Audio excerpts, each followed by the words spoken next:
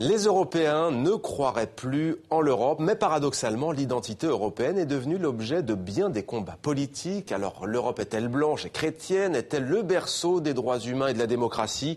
L'histoire est en tout cas au cœur du débat. Bonsoir Philippe Juvin. Bonsoir. Merci d'être avec nous. Vous êtes député européen, vous êtes également le maire UMP de la Garenne-Colombes en région parisienne. Vous êtes l'auteur de ce livre, Notre histoire, les 100 dates qui font la nation européenne. C'est aux éditions Jean-Claude Lattès. Alors, Philippe Jupin, vous êtes également professeur de médecine, chef des urgences de l'hôpital Georges Pompidou à Paris. Est-ce que vous rêvez, avec ce livre, de ranimer l'Europe? En tout cas, ce que je ne veux pas, c'est la chose suivante, c'est qu'on dise l'Europe est née au traité de Rome, ce qu'on entend partout. C'est une erreur. Et ce que j'ai voulu montrer dans ce livre, c'est simple, c'est que les Européens, malgré toutes leurs différences, ont un terreau de civilisation commun. Et ce terreau de civilisation, il s'exprime à travers des dates. Parce qu'au fond, je suis persuadé que les Européens voudront faire de grandes choses ensemble si on leur donne envie de faire de grandes choses ensemble et si on leur montre qu'au fond, ils ont des points communs avec leurs voisins. Et vous avez parlé de la Grèce dans le journal. Ouais. Je peux vous assurer qu'au Parlement européen, il y a des tas de députés allemands, et pas seulement, qui disent « ça suffit la Grèce ». Alors que la Grèce, c'est le berceau de l'Europe. Et donc, ça ne serait pas dit si tous les Européens avaient conscience de leurs racines communes. Alors, vous aviez dit des dates, il y a des événements, des personnages illustres, ça va d'Ulysse à la chute du mur de Berlin, donc de 1270 avant Jésus-Christ à 1989, 100 dates, des scientifiques, des artistes, des hommes d'État, les droits de l'homme sont évoqués. Comment est-ce que vous avez fait pour choisir ces dates, ces événements historiques? Quels ont été vos critères? Alors en fait, la méthode a été la suivante. J'ai écrit à tous les députés européens et je leur ai dit, mon cher collègue, dites-moi selon vous les dates qui ont marqué votre histoire nationale, mais qui ont aussi eu un effet transnational, sinon européen. J'ai eu quelques réponses, pas suffisamment, mais quelques-unes quand même, une centaine de députés qui m'ont répondu. J'ai ajouté mes dates, j'ai mélangé ça dans une grande marmite. J'en ai sorti 100 pour des raisons pédagogiques. Et ce sont 100 dates qui ont fait la nation européenne. Et qu'est-ce que je veux dire par là ? Je crois, et c'est la thèse du livre, que plusieurs fois dans l'histoire, les Européens, alors même qu'ils ne savaient pas que l'Europe existait, en tant que conscience commune, ont eu le sentiment d'appartenir à un grand tout qui ne s'appelait pas Europe. Et je vais vous donner deux exemples. Quand les Spartiates et les Athéniens, qui sont adversaires, sont attaqués par les Perses, ils se battent en commun contre les Perses. À ce moment-là, ils ne sont plus Spartiates, ils ne sont plus Athéniens, ils sont Grecs. Et à ce moment-là, le grand tout, c'est la Grèce. Le grand tout qu'on appellera un jour l'Europe. Quand le supérieur de l'abbaye bénédictine de Reichenau en Allemagne écrit aux collègues supérieurs de l'abbaye bénédictine de Cluny en France, c'est pas un Allemand qui écrit à un Français, c'est un bénédictin qui écrit à un autre bénédictin. À ce moment-là, le grand tout européen, l'Europe, c'est le mouvement bénédictin. Et donc c'est 100 dates, c'est 100 moments où il y a pu avoir prise d'une conscience commune, collective. Alors on l'a bien compris pour vous, le point de départ ce n'est pas le traité de Rome, ce qu'on apprend bien souvent, hélas selon vous, surtout pas aux élèves. Mais qu'est-ce que cela apporte alors, Philippe Juvin, de rappeler le premier raid viking, les événements que vous avez rappelés également, ou l'assassinat de Jules César concrètement? Eh bien concrètement, ça leur montre que vous soyez finlandais, portugais, que vous soyez belge ou grec, vous êtes issus du même terreau de civilisation. Premièrement. Et que deuxièmement, c'est ce que je disais il y a 2 minutes, vos ancêtres ont fait de grandes choses ensemble déjà, alors même que l'Union européenne n'existait pas. C'est-à-dire que quand l'encyclopédie, le grand ouvrage du XVIIIe siècle des Lumières est écrit, il est écrit par des Français, par des Allemands, par des Italiens, par des Suisses. C'est pas un ouvrage français, c'est un ouvrage européen. Et souvent, on a nationalisé les histoires nationales. Que les choses soient claires. Moi, je suis français et je suis amoureux de l'histoire de mon pays. Vous savez, le grand écrivain Marc Bloch disait « On ne peut pas aimer l'histoire de France si on ne tremble pas à l'évocation du sacre de Reims, le sacre des rois, ou à l'évocation de la fête de la Fédération. » Moi, je tremble à ces histoires-là. Donc je suis profondément amoureux de l'histoire de mon pays, la France. Je crois aux histoires nationales. Mais je crois aussi que j'ai une histoire commune avec les Britanniques, les Portugais et Dante. Et Shakespeare, c'est un héros pour moi aussi important que Molière. Alors Philippe Juvin, je rappelle, vous êtes député européen, vous étiez donc au mois de novembre dernier au Parlement de Strasbourg devant le pape François qui s'est exprimé devant l'Assemblée. Voici ce que le chef de l'Église catholique a dit au sujet de l'Europe. On écoute. Pratiquement toute l'Europe est réunie dans cette salle. avec ses peuples, ses langues, ses expressions culturelles et religieuses, tout ce qui fait la richesse de ce continent. À vous tous, j'adresse mes profonds remerciements pour votre contribution à la paix européenne, à travers la promotion de la démocratie, des droits humains et de l'état de droit. Je souhaite que l'Europe, en redécouvrant son patrimoine historique et la profondeur de ses racines, en assumant sa vivante multipolarité et la transversalité dans le dialogue, retrouve cette jeunesse d'esprit qui l'a rendue féconde et grande.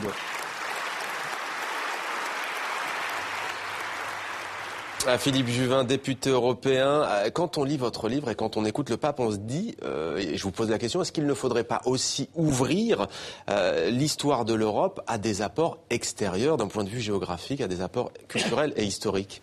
Mais il est vrai, vous savez, une des caractéristiques de l'homme européen, c'est que c'est un homme qui voyage.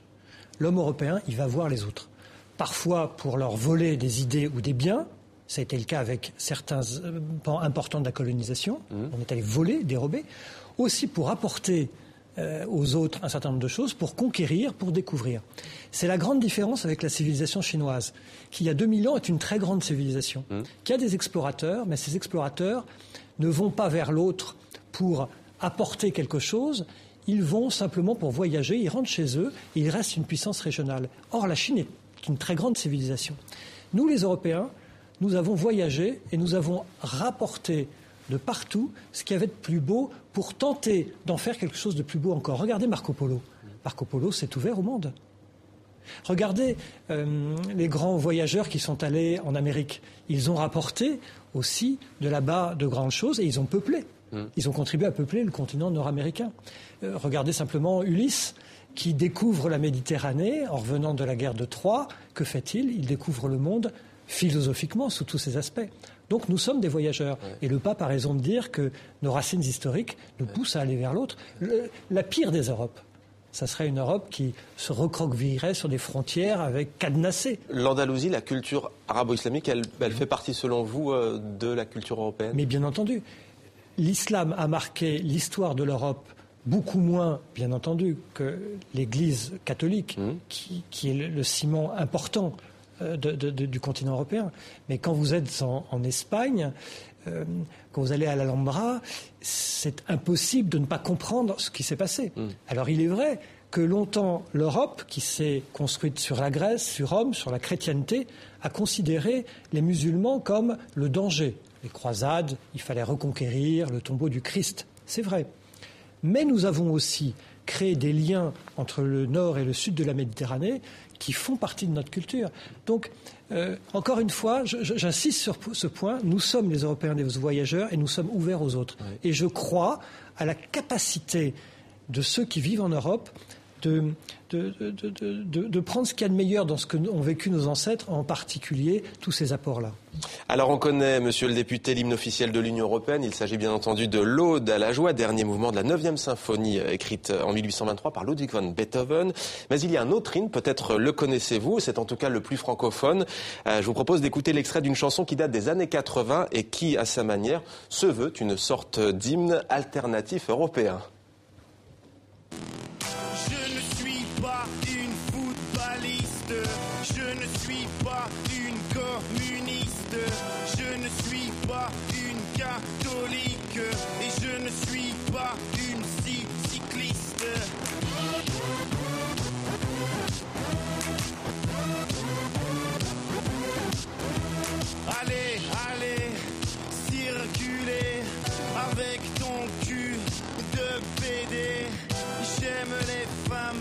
J'aime les garçons, et comme j'ai déjà dit, j'aime les zizi. Ok, putain, c'est vachement bien. Nous sommes quand même tous des Européens. Putain, c'est vachement bien. Nous sommes quand même tous des Européens. Voilà, il s'agit bien entendu de Stromae, de la chanson. Putain, on le dit doucement si des enfants nous regardent. Reprise donc du chanteur belge Arnaud. C'était dans Acoustique, émission diffusée sur TV5 Monde. Alors, un Européen, c'est pas catholique, c'est pas communiste, c'est pas footballiste, c'est pas cycliste, vous l'avez entendu? Vous savez, un Européen, c'est tout en même temps. Un Européen, c'est quelqu'un qui assume un passé qui est glorieux, qui a des parts d'ombre, évidemment. Mais encore une fois, il n'y aurait pas l'Europe qu'on connaît aujourd'hui si on n'avait pas cet héritage profond qui vient d'Athènes, qui vient de Rome, qui vient de la chrétienté, qui vient des Lumières, qui vient ensuite de toutes nos erreurs du 19e et du 20e siècle. L'Europe, nous sommes la conséquence de tous ces succès, tous ces échecs. C'est Napoléon Bonaparte qui disait de Saint-Louis, qui était le roi très chrétien, au comité de salut public qui coupait la tête au fameux roi très chrétien, j'assume tout. Parce que, il disait, je suis profondément français et j'assume. Je crois que nous, les Européens, nous devons assumer cette histoire qui est belle, qui est parfois brutale, mais qui est belle. Maintenant, quand le pape parle des racines chrétiennes, c'est un fait historique, les racines chrétiennes de l'Europe, la question n'est pas là.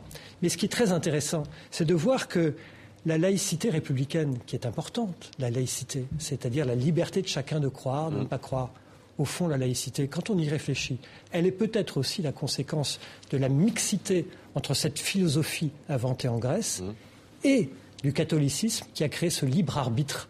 Et c'est, au fond, très paradoxal de penser que la laïcité est la conséquence, d'une certaine manière, de 1000 ans de christianisme. Mais est-ce qu'il y a vraiment, selon vous, un besoin de définir aujourd'hui, en 2015, son appartenance à l'Europe ?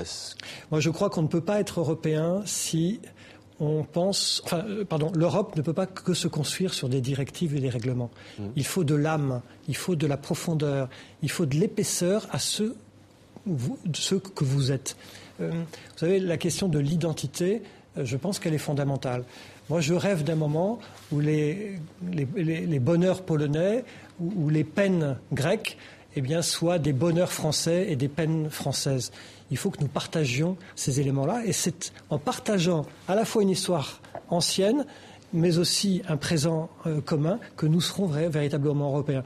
Je suis très inquiet sur le devenir de l'Union européenne, très inquiet si nous n'en faisons qu'un objet économique. L'objet de ce livre, c'était de montrer que nous avons un riche terreau de civilisation et que nous ne sommes pas appuyés sur n'importe quoi. Et pour terminer, 1965, les Beatles, vous les avez insérés, l'Europe qui invente la culture pop. Les Beatles sont plus connus que Jésus-Christ, un boutade de John Lennon qui a fait le tour du monde. Y a-t-il, selon vous, une chanson, autre que celle qu'on a écoutée, que l'autre à la joie également, qui incarne l'Europe, l'Union européenne ? Moi, je pense que j'ai mis Yesterday. Je trouve que cette chanson, ayant fait le tour du monde, elle a montré ce que les Européens savaient faire. Ils savent faire Mozart, ils savent faire Beethoven, et ils savent faire Yesterday, c'est formidable. Quelle civilisation a su inventer tout ça ? Philippe Juvin, député européen, maire UMP de la Garenne-Colombes en région parisienne. Merci à vous d'être venu sur le plateau de 64 minutes, Le Monde en français. Je rappelle le titre de votre livre, donc nous l'avons vu à l'image, Notre histoire, les 100 dates qui ont fait la nation européenne, édition Jean-Claude Lattès. Merci à vous, monsieur le député.